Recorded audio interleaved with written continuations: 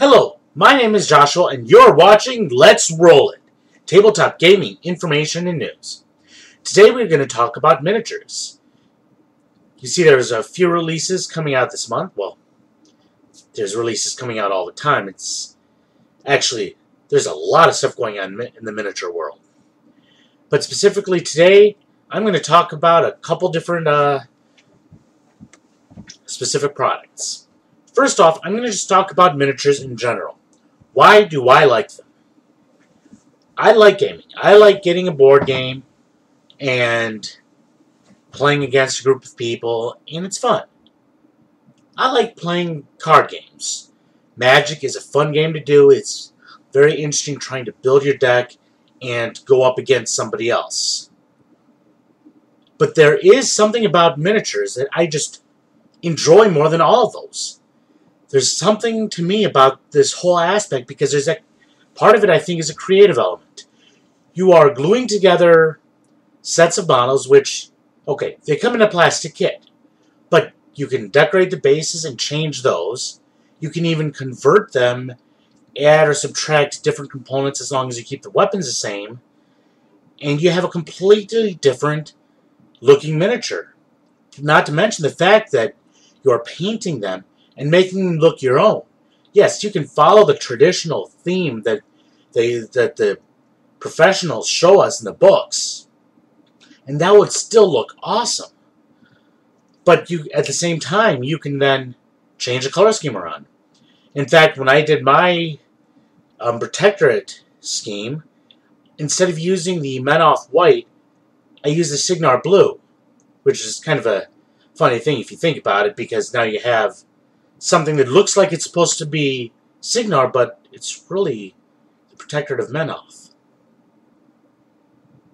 And I enjoy doing this, as well as the fact that I'm trying to learn strategy, which isn't my big point. I'm not very good, but trying to figure out how to move an army to defeat the other caster. I enjoy doing that. And obviously, as with all of these tabletop games, I enjoy the interaction with the other person, especially in casual games when they help you out if you are still learning a rule or trying to figure something out. And just the enjoyment, the camaraderie of meeting new friends and hanging out at the hobby shop. So I really enjoy playing miniature games. It's just, for some reason, when I think about it, I'm really happy about this hobby. It's a fun hobby for me. So, now to the products that are being released. With Privateer Press and the War Machine, you have a new Colossal being released, the Hyperion. It is from the Retribution Force, and as all Colossals and Gargantuans, it's on the 120mm base, standing pretty tall.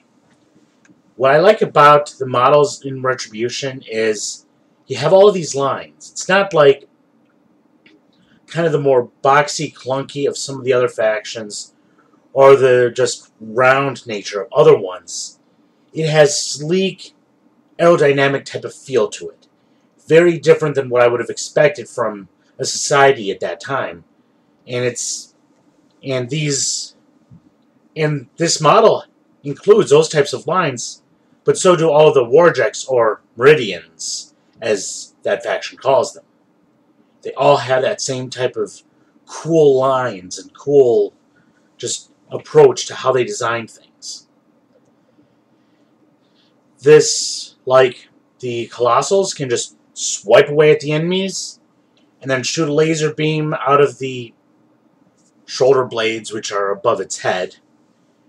But it's not. It's a most powerful weapon, but at the same time, you're lucky if you hit. The rat is so low that you may as well primarily focus on the really low defense, because those guys with the low defense, because it's just not going to hit them. Now with the Gargantuans, you have a new release, the Circle Orboros Woldrath. Now this, you have a beast, again, on a 120mm base, that is both stone and wood. This beast towers over creatures, infused by the runes that you see glowing across its body, pummeling things in its path. One of the main drawbacks of this creature in particular is the magic field. It's shielded from all magic, both from the enemy and from the friendly models. So those are one of those things that some people don't really like.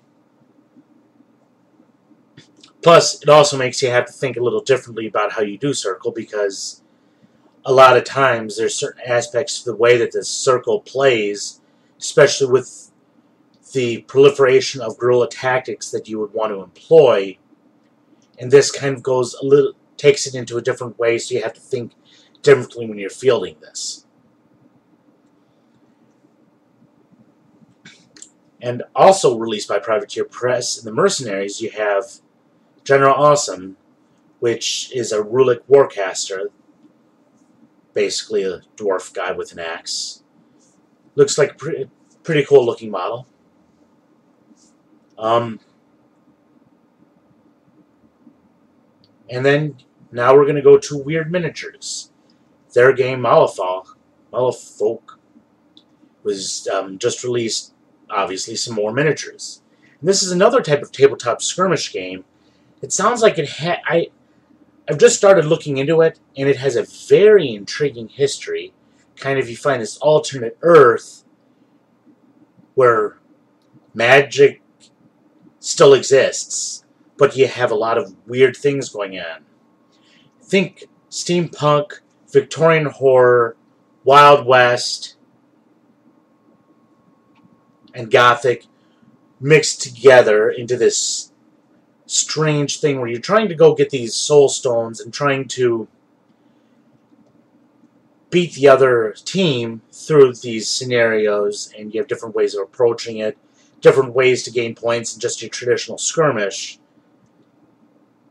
And the models are very intriguing because you have beasts that are created with pipes sticking out of them.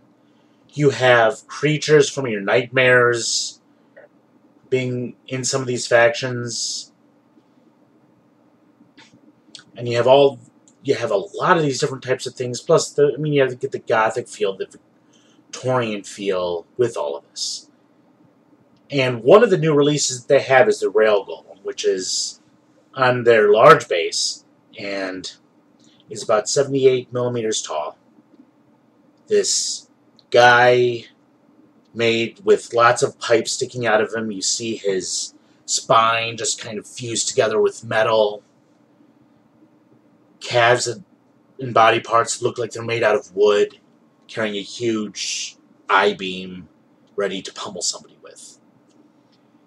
And it's interesting seeing the differences in the unboxing of this Rail Golem from the Privateer Press miniatures, because I'm used to their line where they have all the pieces kind of separate in their individual containers, depending on how big the box is. If it's just a blister pack, they're just together. And with this one, you have the two little plastic squares with all the pieces kind of stuck in the middle, so you'll have to cut it off and trim it. I saw that's also similar to the way that GameWorks does their Warhammer stuff. And I found that was kind of interesting, seeing the difference between the two.